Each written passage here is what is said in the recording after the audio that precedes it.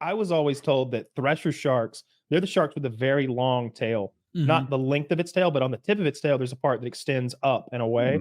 They're And cool. they made it. I read that a Thresher shark had decapitated a man by like jumping out of the water and flicking its tail, and the tail had cut the head off. Like that was a story that I read as a kid, and people were, and I was told, and I heard about, like it was a thing. But it just seems so impossible that a shark's tail would decapitate a man. Yeah, and I don't think they're not one of the big shark species, right? I thought they were a little. I mean, I'm not a shark smaller. expert, but I'd guess they probably get 6 or 8 feet long at least. They all get like pretty big. Oh my god! Just can you give me the size of the shark in this article, please? There we go. Okay, never mind. The common thresher can be 20 feet long. Keep in mind, I think like half of that is tail, and a mass of 1,100 pounds. Yeah, their tail can be 3 meters long. This thing's pretty. I mean, even if it's 10 feet long with the tail, that's big enough to fuck you up. What a cool looking shark! I like. I'm deathly afraid of those things. The Lophobranchii or whatever is definitely one that clicks for me. When I see people, luminal spaces is a big one on Reddit right now. People think they're creepy. What does that mean? I don't think I know what that means. Well, the examples of liminal spaces I see are often, back rooms is sort of cut from the same cloth, but it could be like abandoned subway stations, abandoned office buildings where all the desks are gone, and you've just got this big open floor space that's just with the drop ceiling and the old yellow walls. High school feels like that if you're there when no one else is. That's a good example. Zach, find an example of what Kyle's talking about. I don't know.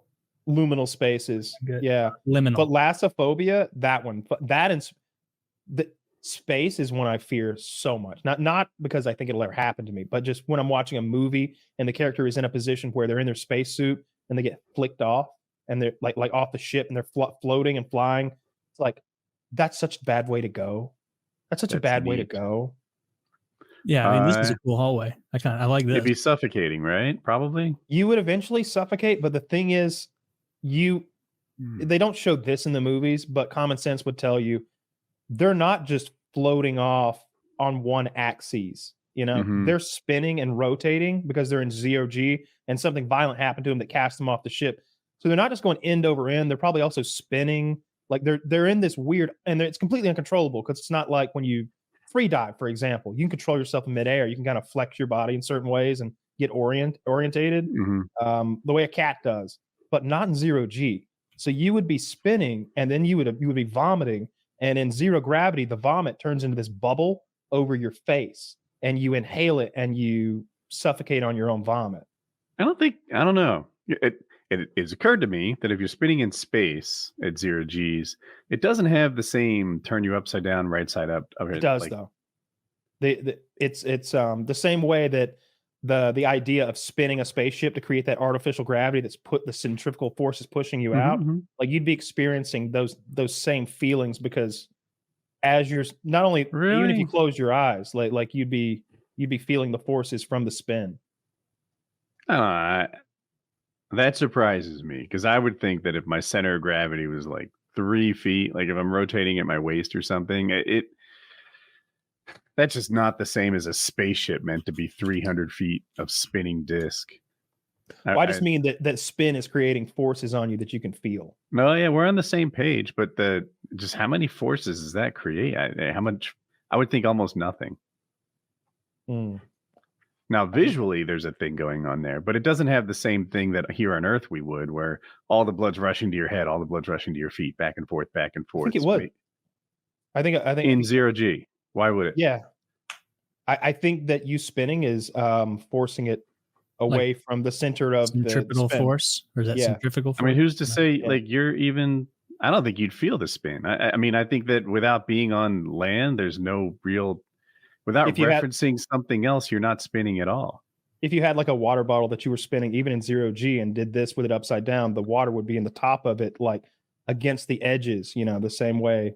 So your blood is going to be doing the same thing as your body spins and flicks through 0G. It's going to be forced away from the center. Leave a comment if anyone here is educated on this, because I think the G forces of spinning in 0G at what I'm assuming is like 10 RPM or something. Like you're not zipping something wild, even if it's 20 RPM, like that's nothing.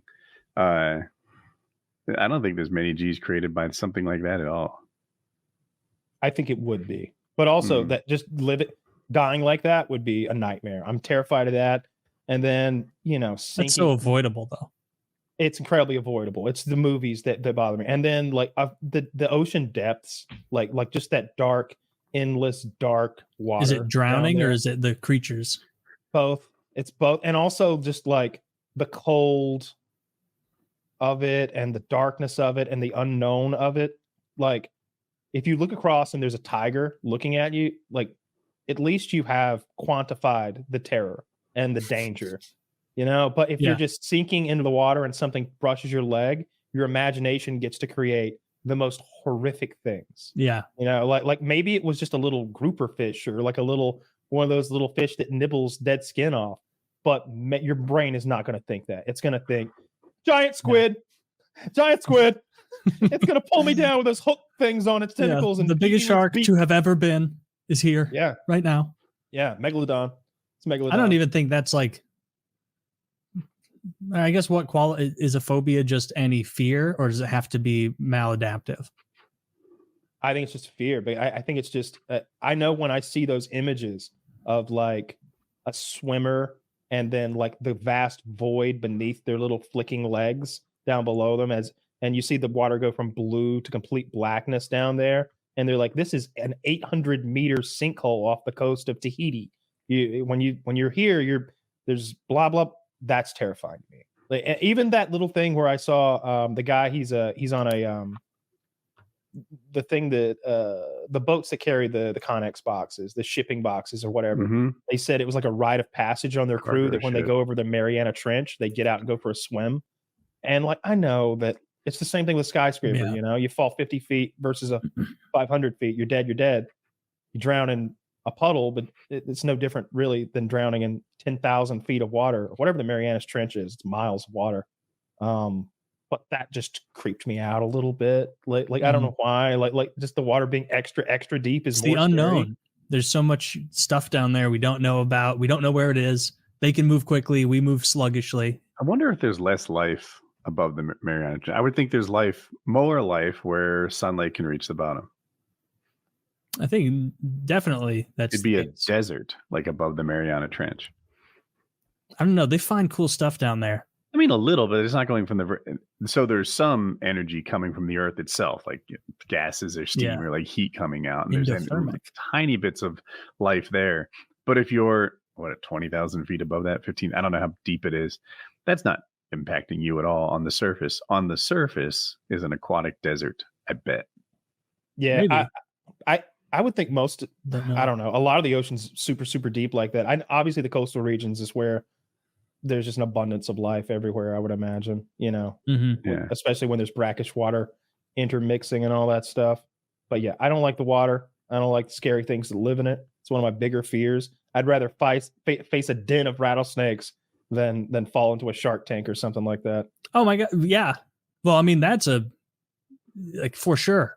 A shark tank, being in a shark tank is like one of the scariest ways you could go, because they're not going to kill you instantly. They're going to like poke you with their nose and like bully you a little bit, figure out what you are, and then they're going to tear your That's calf not the off. problematic part. You don't understand. First they torture you emotionally. First they go, oh, get a load of this guy, he's overweight, and I go, stop it. Beard's not hiding anything, and I'm crying. You up in a shark tank with your shirt on? Nice going. Shut up, I wanted to die with dignity. I mean, I got a white t-shirt on, sticking in my pants. As I'm being torn apart. People are like, that's the news story. Overweight man killed in Shark Tank. Normally sharks don't bite humans, but this man's fat content was pretty much equal to a fur seal. So they were very confused when he fell into the tank. Went right for him. Yeah. Whereas like a den of rattlesnakes, you can run away. One bite though. Yeah. But like the rattlesnake, I feel like with the rattlesnake, I've never had a head-to-head encounter where I had to do this. Like, they don't want you around desperately. Like, if you see a rattlesnake and it starts rattling and you leave, it's not going to be like hot on your tail, because its goal is to get you to fuck off. And so the second you leave, you're in safety. Whereas with the shark, like you have zero control over that situation. You're dead. If they choose for you to die, you're going to die.